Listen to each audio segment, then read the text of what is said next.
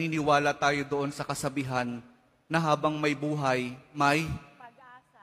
habang may buhay, may Pag-asa. habang may buhay, may Pag-asa. pagsubok.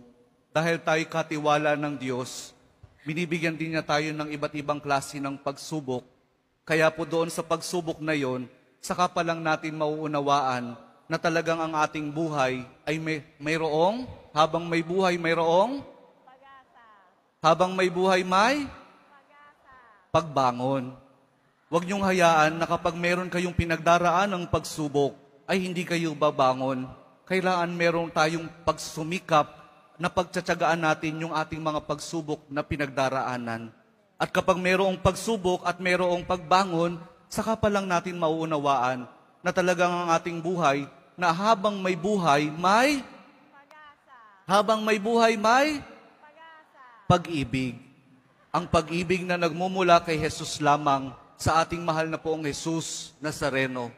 Dahil doon, kapag naunawaan natin itong mga bagay na ito, na habang may buhay, may pagsubok, may pagbangon at may pag-ibig na nagmumula lamang kay Jesus, saka pa lang natin mauunawaan at matatanggap na talagang habang may buhay, may ayaw nyo nang sumagot. Pag-asa. Sapagkat